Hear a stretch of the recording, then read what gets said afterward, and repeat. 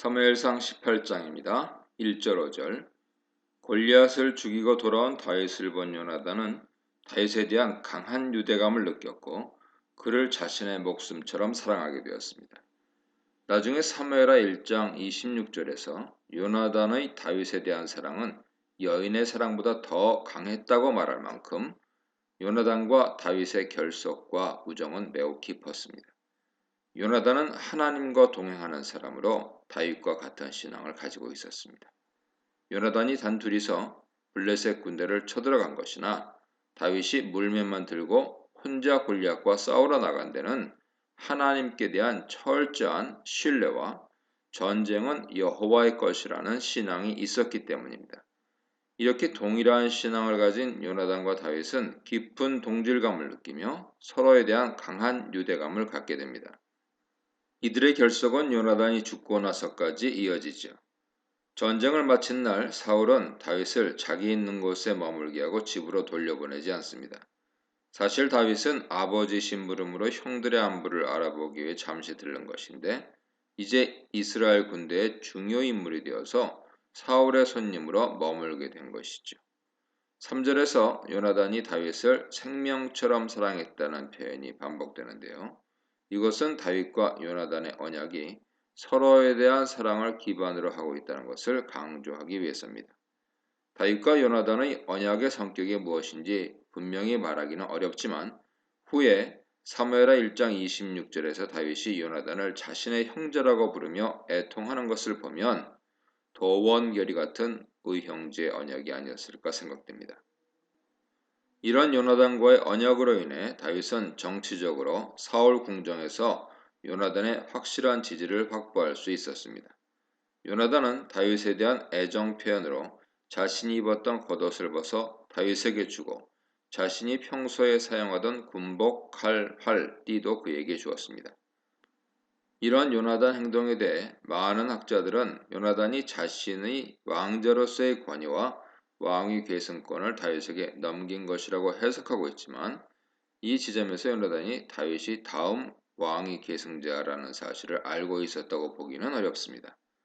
나중에 20장에서 요나단이 다윗을 도피시키는 장면에서 자신의 집에 대한 인자를 끊지 말아달라 부탁하는데 여기서는 다윗이 하나님께서 선택하신 다음 왕이 계승되라는 사실을 분명히 알았던 것 같습니다. 하지만 요나단이 그 사실을 알고 자신의 모든 권리를 여기서부터 넘긴 것으로 보기는 어렵죠. 대신 요나단의 행동을 의형제 언약이라는 측면에서 보면 이제 다윗을 자신의 형제로 여기고 자신과 같은 왕자로서 대우하고 있다 해석할 수 있습니다. 그래서 왕자가 입는 옷을 주었고 왕자들의 군복과 무기를 다윗에게 준 것이죠. 하지만 이런 행동은 나중에 다윗이 왕이 된 뒤의 관점에서 보면 다윗을 왕위 계승권자로 인정하는 예언적인 행동으로 해석할 수도 있습니다. 5절은 시간을 뛰어넘는 구문으로서 다윗이 사울의 군대 장관으로서 어떤 일을 하였는지 요약합니다. 다윗은 사울 궁정에 머물며 사울의 군대 장관으로서 사울이 보내는 곳이면 어디든지 가서 그 일에 심사숙고하며 최선을 다하는 모습을 보여주었고 사울은 그런 다윗을 신뢰하여 군대장으로 삼았습니다. 그리고 사울뿐만 아니라 모든 백성들과 사울 신하들까지도 다윗에 대해 매우 좋은 평가를 내리고 있었습니다. 마치 사무엘상 2장 26절에서 사무엘이 사람들과 하나님 눈에 좋게 여김을 받은 것과 같죠. 이렇게 다윗은 사무엘처럼 모든 사람의 인정을 받는 사람으로 성장했습니다. 6절 9절입니다. 다시 블레셋과의 전쟁이 끝나고 군대가 돌아올 때 시점입니다. 여기서 화자는 특별히 다윗이 돌아올 때라는 말을 삽입해서 이야기 주인공이 다윗이라는 사실을 강조하고 있습니다. 전쟁이 끝난 뒤에 승리를 축하하며 여인들이 소고와 경세를 가지고 나와서 춤을 추고 노래하면서 사울 왕을 환영했습니다. 여인들은 사울이 죽인 자는 천천히요, 다윗은 만만이로다 하면서 두 영웅이 많은 사람들을 죽이고 돌아왔다고 칭송하는 노래를 부릅니다. 그런데 이 노래를 들은 사울은 매우 화가 났습니다. 그는 이 노래를 문자 그대로 해석해서 사람들이 자신에게는 천천을 돌리고 다윗에게는 만만을 돌린다고 화를 내면서 마치 다윗에게 왕권을 넘기라는 말로 곡해한 것이죠. 1차적으로는 다윗이 자신과 같은 영웅의 위치를 차지하며 같이 칭송을 받는 것에 대해 자존심 상하고 기분 나빴던 것인데 그것을 노래하는 여인들이 다윗을 더 칭송하는 것이라고 생각하여 화를 낸 것입니다. 사울 입장에서는 이스라엘 왕으로서 지금까지 이스라엘을 구원한 자신이 더 칭송받아야 하는데 애송이 다윗이 자신과 같은 영웅으로 불리는 것이 기분 나빴을 것입니다. 그날 이후로 다윗을 주목했는데요. 이것은 다윗을 자신의 왕권을 위협할 수 있는 위험 인물로 간주하고 감시했다는 의미입니다.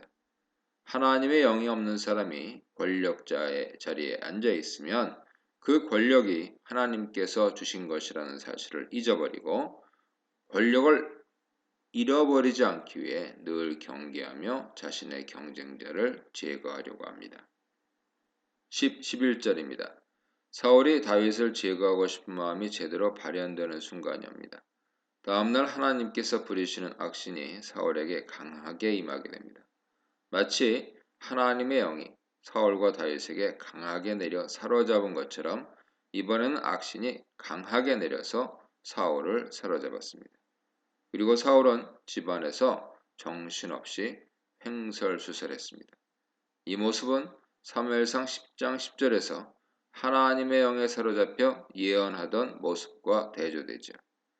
영에 사로잡혀 흥분 상태가 되어서 마구 말을 해대는 것은 동일하지만 본질적인 내용은 완전히 다릅니다. 이렇게 신령한 것과 악한 것은 유사한 모습을 하고 있을 때가 많습니다. 그렇지만 자세히 보면 완전히 다른 결과를 가져오죠. 하나님 말씀을 예언하던 사울은 이제 자신을 위해 수금을 타던 다윗을 보고 죽이고 싶은 마음이 들었고 실제로 그를 죽이려고 창을 2번이나 던졌습니다. 악령에 사로잡힌 사울은 마음에 있던 미움과 악한 생각들을 거리낌 없이 행동으로 옮긴 것이죠.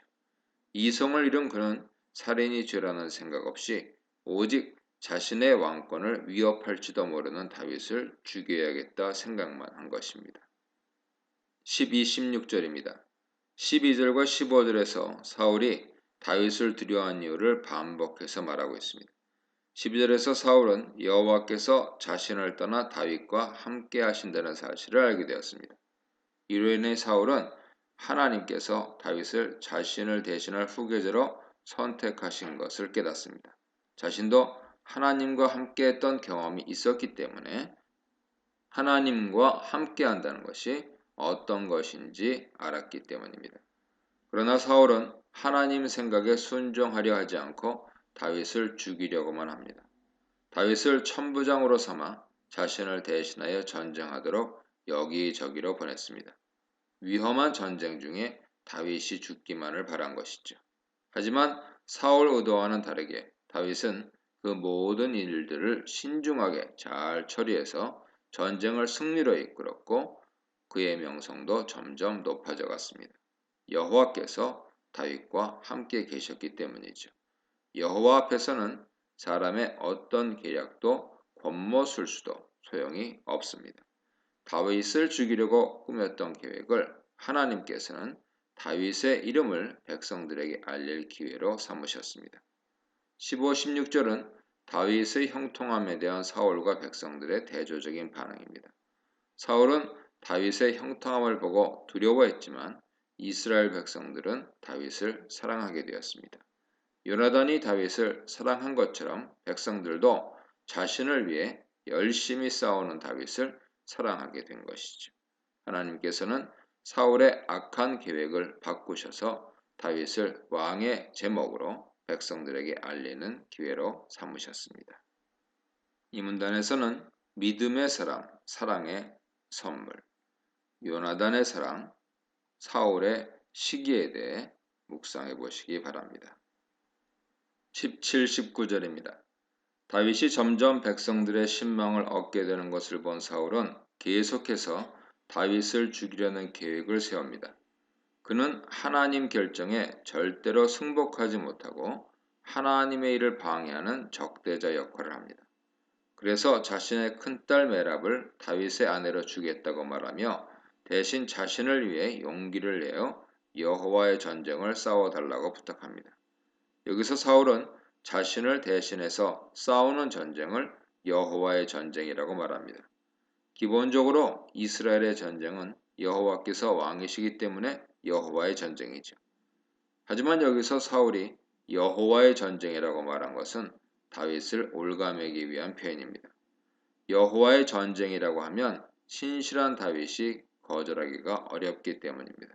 그런데 화자는 사울의 속내를 알려주죠. 사울이 다윗을 전쟁터로 보내 자신의 손이 아닌 블레셋 사람의 손에 죽이려고 했다는 것입니다. 화자는 사울의 속내를 알려줌으로써 사울이 다윗을 죽이려고 자신의 딸과 여호와까지 이용하려 한다 말해주고 있습니다. 여기서 사울은 비정하고 비열한 인물로 그려지죠. 이렇게 하나님을 떠난 인간은 하나님께서 싫어하시는 불법, 거짓말, 무정함을 수단으로 삼아서 자신의 이익을 위해 일하게 됩니다. 하지만 다윗은 자신과 자신의 가문은 그럴 자격이 되지 않는다고 거절합니다. 다윗은 사울이 딸 메랍을 이용해서 자신을 죽이려 한다는 사실을 몰랐을 것입니다. 하지만 그의 겸손함과 여호와께서 주신 지혜로 사울의 계획을 수포로 돌아가게 했습니다. 19절에서 사울이 메랍을 다윗에게 주겠다고 말한 시기에 모올라 사람 아드리엘의 아내로 주었다고 말하는 것은 사울이 딸의 결혼을 미리 내정해 놓은 상황에서 다윗을 죽이기 위해 메랍을 이용했다는 것을 분명하게 보여주는 것이죠. 그 얘기는 가족도 자신의 목적을 위한 수단으로밖에 보이지 않았던 것입니다. 사울은 하나님을 떠난 이후 점점 더 비인간적이 되고 악해갔습니다. 21절입니다. 갑자기 사울의 딸 미갈이 다윗을 사랑한다는 말이 나옵니다.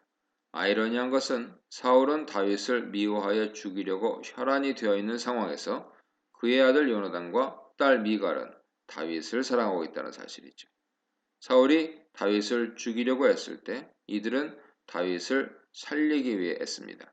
그런데 미갈이 다윗을 사랑한다는 소식을 누군가가 사울에게 알려주었습니다. 그 소식을 듣고 사울은 매우 좋게 여겼죠. 이유는 21절에 등장하는데요. 화자는 여기서 사울의 속마음을 우리에게 전부 알려줌으로써 그가 다윗을 죽이기 위해 얼마나 골몰하고 있는지 보여줍니다. 이 소식을 듣자마자 사울은 자신의 딸 미갈을 다윗을 잡을 덫으로 이용하고자 생각합니다. 그녀를 이용해서 다윗을 블레셋 사람의 손에 죽일 계획을 세웁니다. 큰딸 메랍 때 실패한 계획을 다시 시도하려는 것이죠. 그래서 다윗에게 다시 한번 자신의 사위가 되라고 권유합니다. 여기서 사울은 의도적으로 두 번째라는 표현을 사용해서 다윗이 쉽게 거절하지 못하도록 하고 있습니다. 22, 25절입니다. 사울은 이번에는 다윗이 거절하지 못하도록 정치적인 행동을 합니다. 그는 신하들에게 은밀하게 다윗을 만나 다윗이 사위가 될 수 있도록 설득하라는 명령을 내립니다. 왕도 너를 기뻐하고 왕의 신하들도 너를 사랑하니 이번에 왕의 사위가 되는 것이 어떻겠느냐고 설득하라는 것이죠. 다윗이 지난번 메랍 때 자신의 자격이 부족하여 왕의 사위가 될 수 없다고 거절했기 때문에 이를 미연에 막기 위해 왕도 신하도 다윗이 사위가 될 자격이 충분히 있다고 생각한다 말하라는 것입니다. 이번에는 다윗이 빠져나갈 수 없게 미리 전략을 짰습니다. 그래서 사울의 신하들은 사울의 명령을 따라서 이 말을 그대로 다윗에게 전달합니다. 하지만 이번에도 다윗은 거절하는데 왕의 사위가 되는 일은 가볍게 취급될 일이 아니기 때문에 자기처럼 비천하고 가난한 사람은 어울리지 않는다고 정중히 거절합니다. 여기서 다윗이 가난하다는 말은 사울에게 신부값을 지불할 만한 능력이 없다는 뜻으로 한 말일 것입니다. 그렇기 때문에 이런 다윗의 말이 그대로 사울에게 전달되었을 때 사울은 신부값 받기를 원하지 않는다고 다윗에게 전하라고 합니다. 다윗이 걱정하는 신부값을 받지 않겠다는 것이죠. 사울은 왕이고 미갈은 공주이기 때문에 이스라엘 풍습상 상당한 액수의 신부값을 다윗이 지불해야 하는데 물질로는 신부값을 받지 않겠다는 것입니다. 대신 왕의 원수에 대한 보복을 해주는 의미에서 블레셋 사람의 포피 100개를 가져오면 좋겠다고 제안합니다. 블레셋 사람의 포피를 가져오라는 것은 그들을 죽여서 그 죽인 증표를 가져오라는 의미로 블레셋 사람들은 할례를 행하지 않았기 때문에 포피가 블레셋 사람이라는 증거가 되기 때문입니다. 즉 사울은 반드시 블레셋 사람 100명을 죽여야 한다고 말하는데 그 이유는 다윗이 블레셋 사람의 손에 죽게 하기 위해서죠. 이 본문에서 이 구문이 세 번째 반복되는데 이것은 사울이 다윗을 정말로 죽이고 싶어 한다는 것을 강조하기 위해서입니다. 26절로 30절입니다. 사울의 말을 다윗에게 전하자 마치 20절에서 사울이 미갈이 다윗을 사랑하는 것을 좋게 여긴 것처럼 다윗은 이 일을 좋게 여겼습니다. 20절에서 사울은 다윗에게 덫을 놓을 수 있다고 생각해서 좋게 여겼었는데 26절에서 다윗이 좋게 여김으로 사울의 덫에 빠진 것처럼 보이죠. 사울은 아마도 자신이 쳐놓은 덫에 다윗이 빠졌다고 좋아했을 것입니다. 하지만 상황은 사울 계획대로 흘러가지 않았습니다. 다윗은 부하들과 함께 가서 블레셋 사람 200명을 죽이고 그들의 포피를 사울에게 가져왔습니다. 사울이 원한 숫자의 2배를 가져온 것이죠. 하나님께서 함께 하시는 다윗에게는 사울의 덫이 소용없었습니다.